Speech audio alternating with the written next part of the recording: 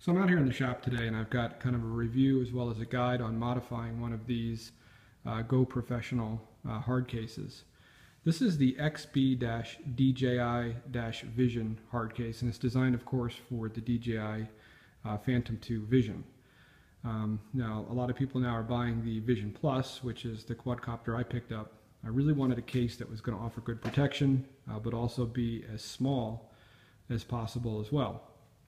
So reading the reviews for this case, some people said that the Vision Plus fit, other people said, well, it pushes down on the props, and a lot of people were just taking the props off. I initially figured, well, if I have to take the props off, okay, but if I can modify the case in some fashion to fit the Vision Plus better, I'm going to. So let's open this up.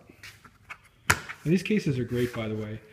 These handles actually have a little integrated piece that you have to squeeze it till this pops up. So if the case was to fall, it won't just pop open.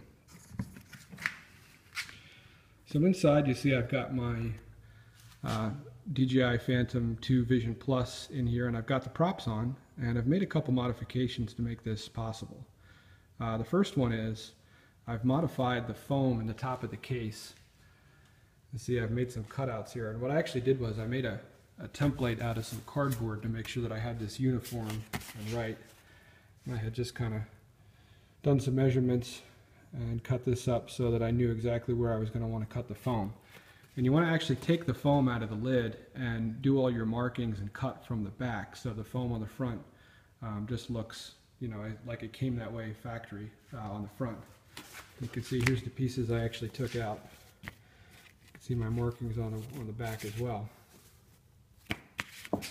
There's a couple other things I did here in addition to cutting that foam out.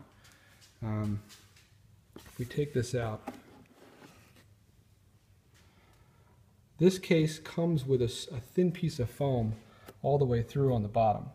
Now it doesn't make a tremendous difference, but if you cut that foam out on the bottom here where the quadcopter sits, you gain about probably a little bit more than 1/8 of an inch. And it's really, in my opinion, it's okay to do that because this, I mean, it's sitting on the landing gear and there are little foam pads down here on the bottom. That brings the whole quadcopter a little bit further down in the case. Because one of the reasons that this doesn't really fit perfect in this case is because I guess the regular Vision is not quite as tall. So these arms don't sit down in here as much. So the other thing you gain by taking that thin piece of foam out of the bottom or just cutting it out with a sharp knife just where the center compartment is it sits a little bit further down and you have a little bit more cushioning on the side. Stock, this sits up a little bit higher and you can't quite spin it in there, but you can tell in a drop it just wouldn't protect it as well. By sitting down in there a little bit more, it's a lot snugger, so you have that side-to-side protection.